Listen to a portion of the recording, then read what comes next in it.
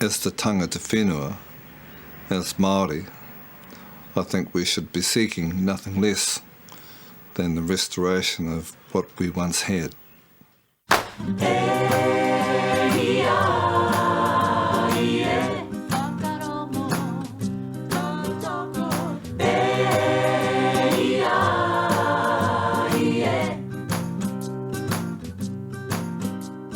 There's a group of radical Māori activists planning the overthrow of the New Zealand government.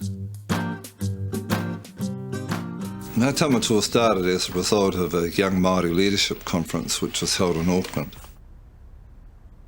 We wanted the Treaty of Waitangi honoured. That was the first thing. We wanted to eliminate racism in this country, and that developed very quickly for me into the belief that we really had no option but to take the country back. Our membership was made up of students, working people, the gang members, martial arts exponents, and we all had issues that we wanted to see rectified within society. We had street protests, we had guerrilla theatre, we had occupations, we made constant press releases about everything that we thought was important. We had a Racist of the Year. The first recipient was Muldoon. And we just tried to be innovative in what we were doing to grab the attention of our people. We decided that at the first Waitangi celebrations that were to be held after we had been formed, that we would go there and we would protest. And we would protest to focus attention upon the fact that the treaty had not been honoured.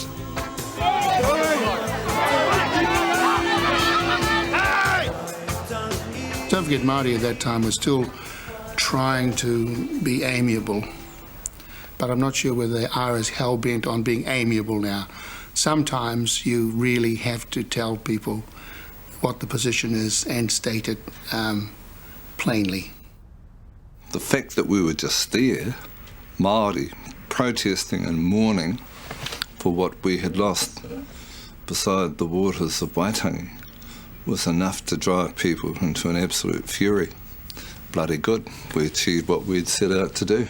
We were aware of this uncle who seemed to have split Māoridom and divided Māoridom because he was perhaps waking up a sleeping giant. I think was inevitable, was necessary to have such a group like Ngati Matua. It was just a beginning, really.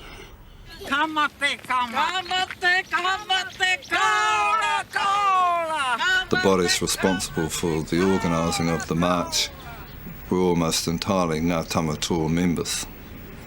Whenua was the person up the front, but the kaha and the work, the organising, in particular the educational work that was done, was primarily by members of Ngati Matua, supported by and working with other people. And it was one of the most memorable events of my life. There was no Māori that I know were able to sort of stand back and go back in their little happy holes. They want to be part of it, whether they understand it or whatever. Yeah, because it was Māori, it was a Māori issue, not one more acre of Māori land to be sold. That's it. We're going right to Wellington. Walking all the way? Walking all the way. 1971-72 it was decided by Ngati Matua that we were going to make a concerted effort throughout the country to push for our language to be taught within the school system. We focused on the fact that we didn't have the right to learn our language in our own schools, in our own country. But most of all, I think that we focused on wanting our people to be and making our people strong, proud and arrogant in who they are and what they are. Stand proud, kia ka, say it loud. A2, stand proud, kia ka, say it loud. if you're prepared to stand up for your land, your mana is not lost. We see this as just simply the beginning of a whole decade of protest and of intensified struggle. It was never hard to reconcile the older brother with the media image, in a sense, because a lot of the things that perhaps propelled him to get involved in the issues he has were always there. He was always very strong, he was always quite stubborn and so on. But he was a big brother to us. Oh, it's the model child. I remember one day we were running flat out and there was this car parked across the footpath. I ran around the car. He ran right over the top of it. And this jag came out and screaming out and nobody said, shouldn't be parked across the footpath. He's not supposed to do that. I'm in my rights to run over it. And we just kept on going. But, you know, that was him. Anything where we believed he was in the right, he did it. We were fortunate in that we had our grandfather living with us, so he was the one who emphasised the things Māori, the need for us to learn and understand our language, who when we came home talking about Te Kuti being a crook, would say his name was Te Koti, and he was a famous Māori warrior. My dad, in the 3 or 4 years before the war, played for the All Blacks. He was a freezing worker who had been severely injured during World War II and lost his leg, was a great philosopher and a great debater. And we had books, particularly of the Greek and Roman philosophers in our house. And he and an uncle of mine would have these fascinating debates about philosophy, about the meaning of life, about theology. And I suppose it was an unusual Māori household for that reason, but we also had a very strong labour tradition in our house. Granddad was a union man, Mum was a union person. You know, they were all delegates and so on, so I suppose that tradition goes right through. Then when Dad got sick and Mum effectively brought us up by herself, I think looking back now, those were incredibly difficult times for our mum, but we were never, certainly as children, I think, aware of the difficulties.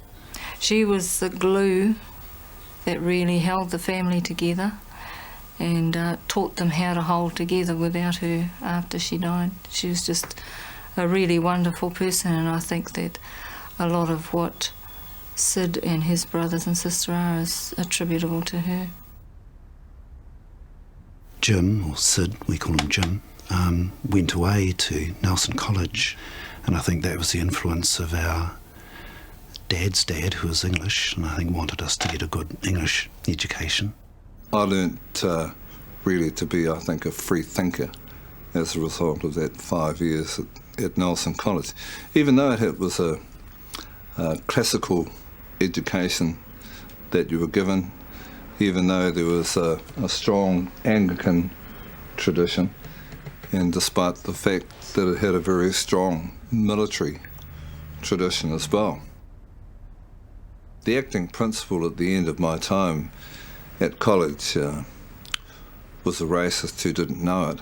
I had passed everything with a relative degree of ease, and his final words to me were, "Good luck, Jackson, you'll make a good freezing worker."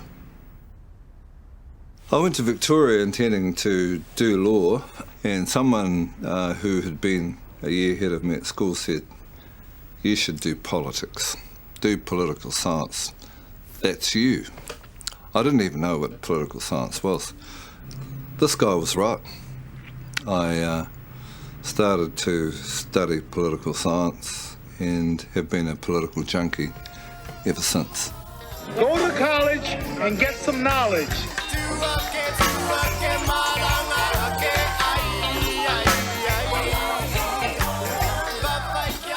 There there were all these influences around the world. There was the anti-Vietnam protest, there was the beginning of the anti-apartheid movement.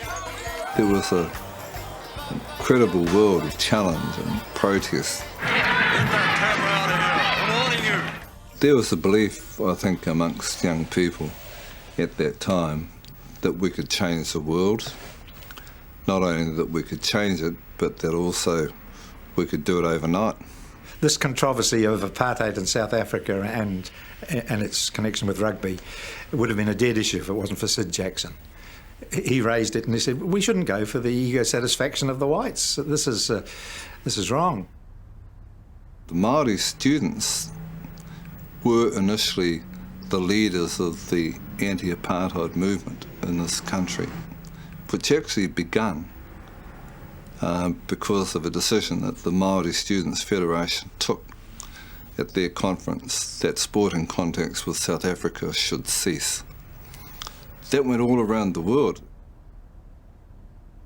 Right at the very beginning, when he made his address to the Auckland Maori Students Association, and that became worldwide news, that not only electrified New Zealand, but people fighting apartheid all around the world. And that, I would say, was his major contribution to the anti-apartheid struggle. But he kept it going. It wasn't just a flash in the pan. He kept it going for 20, 30 years.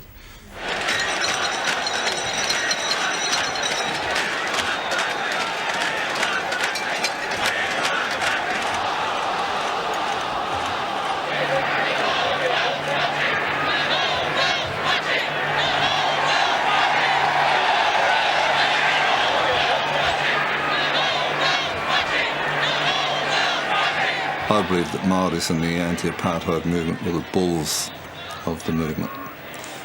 We were the kaha of the movement because we were fighting not only for the rights of our brothers and sisters in South Africa, but also for our rights. Well, I suppose from my background it was inevitable that trade unions would be one of the areas that I would look at, both by virtue of the political and strong industrial beliefs that my grandfather, father and mother had, and because of the training that I'd had as a political scientist. Here you had a clerical workers' union, which was 85 to 90% white membership, 80% women membership, run by a Māori who was espousing views on tino rangatiratanga and the treaty and women's rights and homosexual rights. It was an incredible time, I think, in trade union history. Sid was known to be a Māori activist, and the reality is, particularly in a white-collar, very, very conservative union such as we had, that didn't go down well with the members at all. I'll never forget in the mid-80s, I think it was 84, 85, where Uncle stood up and spoke about homosexuality and the Homosexual Law Reform Bill, and it was just greeted with shock by the majority of the audience at the Federation of Labour. Unheard of to be talking about homosexual rights, women's rights and Māori rights. All of those were issues that he was in the vanguard, and the Clerical Union was in the vanguard of as well, that he was instrumental in educating Clerical Workers Union members and getting those issues before them. And Tangili was a huge debate within the union movement because they're always going to be at funerals, you know. But when we came to the vote, it was passed. And it was passed because he took the time, he educated the people, he explained what it was about, he explained the importance of it. He was able to put a challenge to the union movement that is a monocultural movement, to say that it can't just have a class analysis unless it also has an analysis about colonisation. In respect of Sid as a militant, any militant union leader is under pressure from all sides, becomes under all kinds of accusations. If you're a Māori militant leader, of course you've got a double burden. He came under attack, and it was a clear setup by some racist members within the union who accused him of misappropriation.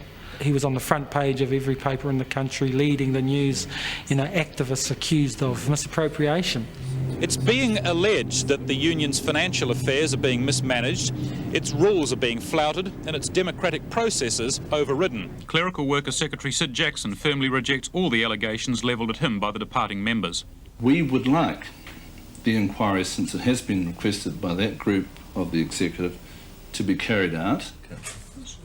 3 months later, we were cleared. So I rang Television New Zealand and I said to them, well, you splashed this over main national news at great length. We have now been cleared. I'm available for an interview now. And they said they weren't interested. So I said, well, why is that? And they said, it's not news anymore. I did, and still do to this day, believe that Sid Jackson was the best thing that ever happened to the union. He did a brilliant job as a secretary and as an advocate, so he covered himself in all those areas. But the reality was that people didn't see that. They just saw this Māori going off to meet with Gaddafi. Reporter Ron Taylor asks Sid Jackson what he hopes to learn from Colonel Gaddafi's regime. We will be looking at the way in which that country operates. We have never talked about any desire to import violence into this country. What about dissension? Violence has been visited upon us by colonialism. But surely you can't deny what the Libyans did in the London escapade a few years ago. Well, we can't deny what the Americans did in Chile either. And we will go to that country with an open mind. The fear of Māori politics in that concrete political sense was mixed with the fear of Māori anarchy. It was so bad that Mike Moore, who was the Minister of Trade, virtually ordered us not to go. We were saying we were going to try and build up trade between Māori directly and the Arabs. Geoffrey Palmer, the well-known Liberal, who was Minister of Justice, said that we should be tried for treason, or that I should be tried for treason. The Christchurch Star went a little bit further. They said that I should be convicted for treason, presumably without trial. We got a lot of hate mail, death threats against our children, but that wasn't the first time that it happened anyway. My daughter Ramari would come home year after year and say, why does everyone hate you, Dad? And I would say, oh, they don't. They don't. They really all love me. They just haven't realised that yet. I did once ask Dad to stop it all because he was making my life difficult. And he said to me, if I stop now, it'll be no good for you and your children in the future. I was not prepared to be threatened at gunpoint with a gun being directed at my stomach from 6 feet away, to be intimidated into getting into a police car when I knew that I did not have to. And that's the basis of an official complaint by Jackson to the Police Complaints Authority. I was very calm because I knew instinctively that if I did or said anything wrong, that gun which was so close to me would be discharged and that I would now be dead. It's pretty hard to go against the tide all the time. I've done a bit of it. But Sid, he never stops, you know. I'm talking now the whole lifetime, really. When my kids were little, our idea of a weekend away from home was to go to a marae, to some political something that was happening there, and take the kids with us. My oldest son, Porou, said to me one day when I asked him why he wasn't playing rugby, for instance, he said, well, it's not much use, Dad. We're never here. And that really brought me up with a hell of a start, because I realised that here was something that my son might have wanted to do, but I was so tied up, or we were so tied up in other things, that we hadn't acknowledged that need. And he felt that he couldn't ask because we were on this crazy roundabout. And we decided, therefore, that we were going to devote more time to him and to our daughter. There's people that will sit on their couches, watch TV and moan and go and debate with somebody about things that they don't like. Dad was the type of person, if he saw something he really didn't like, he would get up and go out and actively try and change that.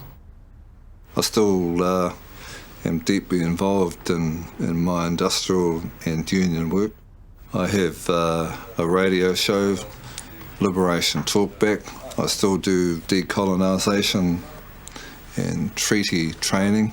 So I consider myself to be still, in a very small way, part of the never-ending struggle for liberation. Do you remember Maioro and Takaparafa? Disdainful Babylon, them disrespect my mother. Check Malcolm X, the hard to influence. Like brother Sid Te Ahi Ka, we don't sit on the fence.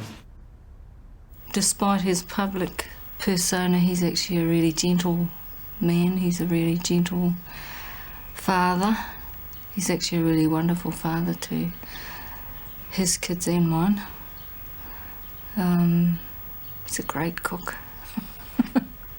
I think that he's contributed in Māori consciousness and an awareness, and that always will be there. He's an icon of that, and that's for all of us, really.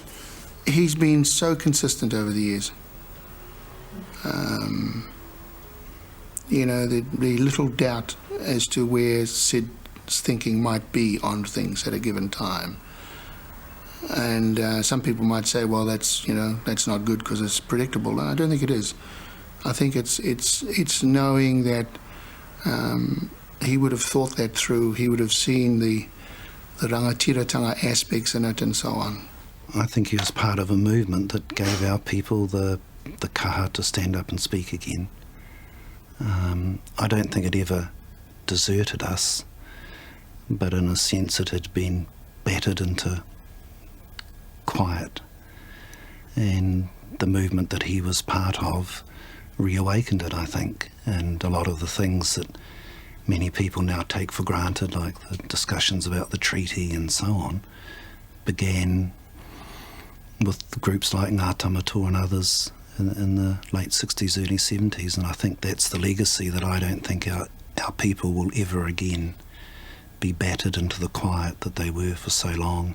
If running a petition to have Māori language taught in schools is violent, then we're guilty of violence. If making submissions to the Statutes Revision Committee on the Race Relations Act is violence, then we're guilty of violence. If providing legal rights for Māori children in courts is violence, then we're guilty of it. But at no time have we taken part in any action which could be construed as violent.